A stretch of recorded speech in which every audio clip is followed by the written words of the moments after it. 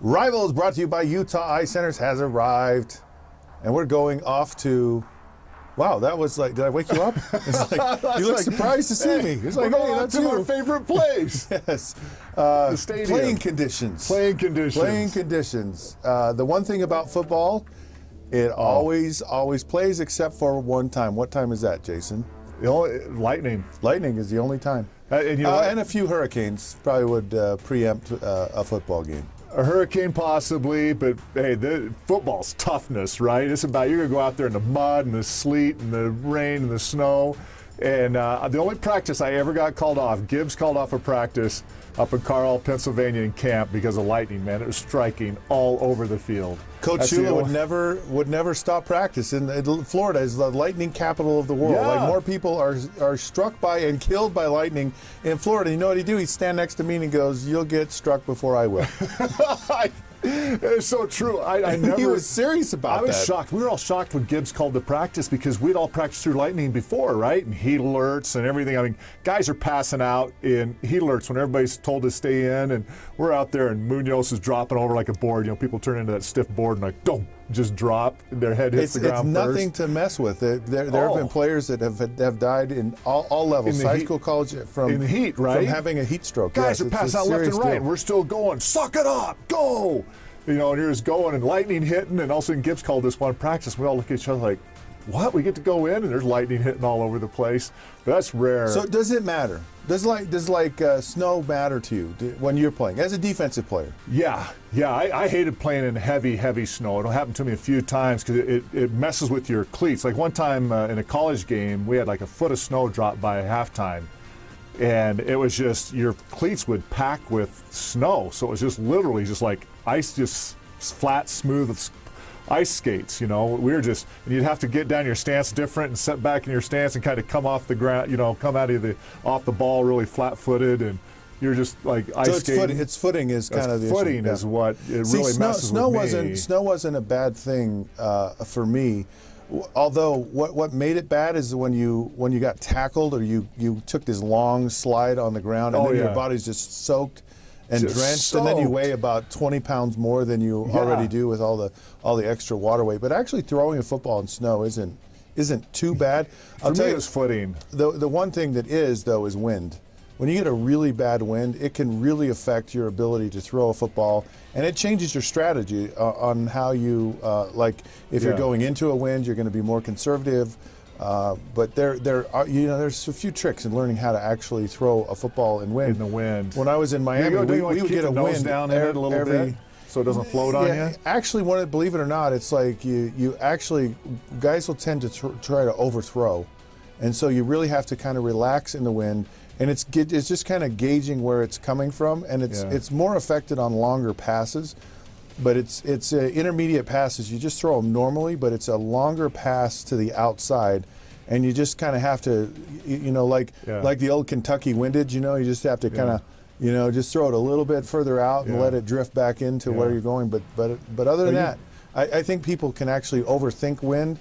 But it's hard to throw the ball down the field in very windy conditions. I remember one game that I was playing up at Buffalo, and it was frozen. The field was frozen. And I take off Will Wolford, the tackle back then, Pro Bowl tackle. We matched up against each other many times. And I beat him on the edge, and I throw a hard rip. And, you got to really sink that rip and get down on his hip and just roll that corner, right? And so I'm taking that corner, and my feet go out from under me, and I just take off, just slide, and just boom, hit. And Wolford's laughing. He goes, "Hey, the turf on this side of the field lays that way, so you don't get any traction." They actually, but on the other side, you got traction, so you can roll the corner. They actually know that with that field condition. Yeah. All right, what about altitude? So, of course, in the NFL, there's only really one city that's impacted by altitude, and of course, it's Mile High Stadium, which Denver is an actual mile above sea level. Yeah, and does that play into because kickers love playing in Mile High Stadium because you can kick over 60-yard field goals. Yeah. The punting average goes way up in the air, literally. And there's a huge advantage as far as kicking And there's a bit of an advantage actually throwing. You can throw the ball further in. Absolutely. And I think for the home team, it's a huge advantage because when you have the players that are from Florida and especially I think the southern hot climates and low altitude, and they're not used to playing at altitude, it's really difficult for them. I'm a mountain boy, grew up in the mountains of Idaho. You're Mr. Potato Head. Come on. Yeah, Mr. Potato, lumberjack. And I loved the altitude. Loved it. I love playing at altitude. I hated down at sea level more. So the sea level for me wasn't so bad. What was hard? So when I played, it was harder when I was in. It was humidity for teams that came, and we would actually do a little, gamesmanship.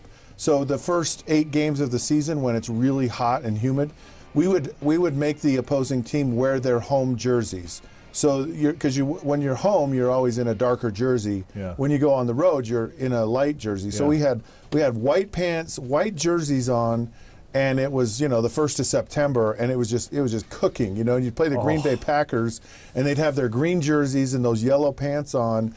And it was lights out, and you could just see them. I mean, just drenched in sweat. And we were in it every day, and we were super, super used to actually the humidity. I actually liked playing in humidity, but what was hard on the flip side is late in the year if you'd go to a place like to New York or Buffalo or you go to a cold weather. New England was always a tougher place for us to play later in the year.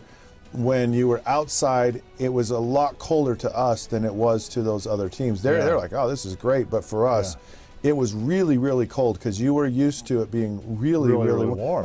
I mean, South Florida is a tropical climate. It's like it's warm all the time. And it was great. It was great to practice in. It was great to live there.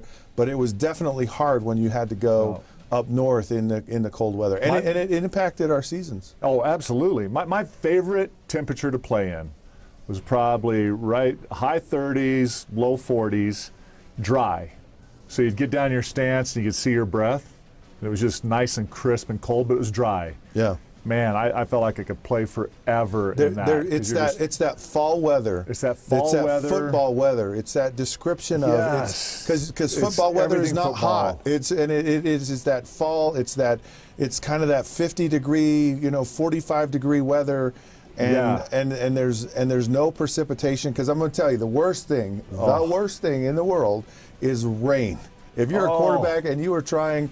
Because it's just every snap is like, am I going to even be able to hold on to it? It's not even can I get it? I'm telling you, it is so hard to just hold on to the ball and then to even try to attempt to throw it. It's just like, forget it. It's just it is the worst thing. One of the worst games I ever played in was our divisional playoff game with the Redskins against the Atlanta Falcons, and it was one of those freezing rains.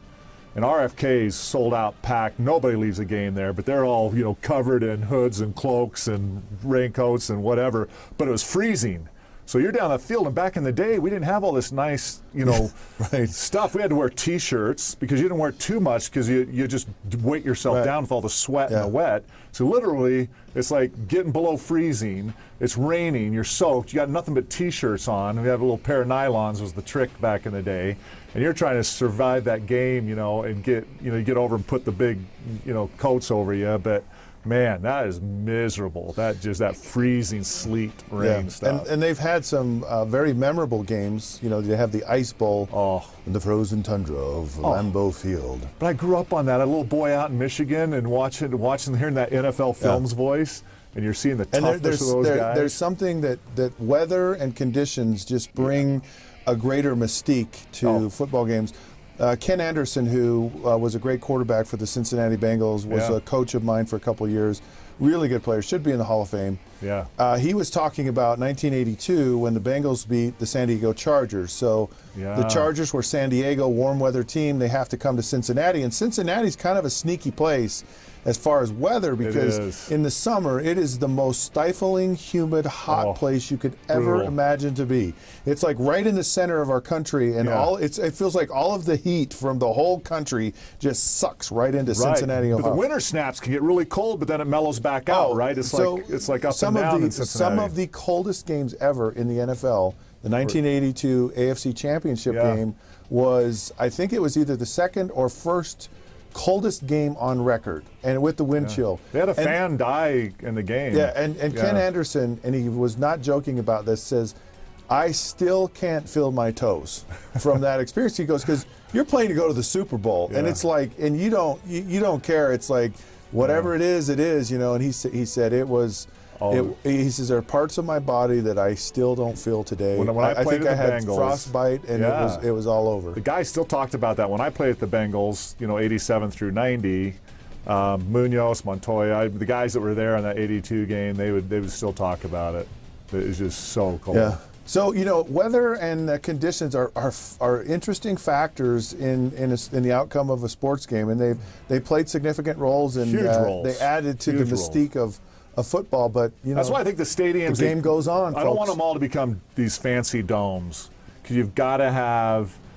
You know, I'm okay with some of it, but they got to keep those open, you know, stadiums at least, because the elements play such a huge role. We knew as a Joe Gibbs Redskin team, if it was sloppy, muddy, dirty, you know, and we're a running ball control offense, we have the advantage over, you know, the old run and shoot. Why did I know he'd like sloppy, muddy, dirty? I don't know. Absolutely. All right, Rivals has arrived. Now it's time to go. You can text Rivals to all those fun places down there in the corner. Or I'm sorry, text Rivals to 65537.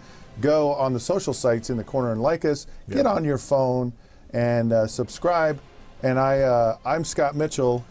And I'm not Scott Mitchell. And thank goodness for that on both ends. Anyways, Rivals has arrived. Now it's time to go. We'll catch you soon.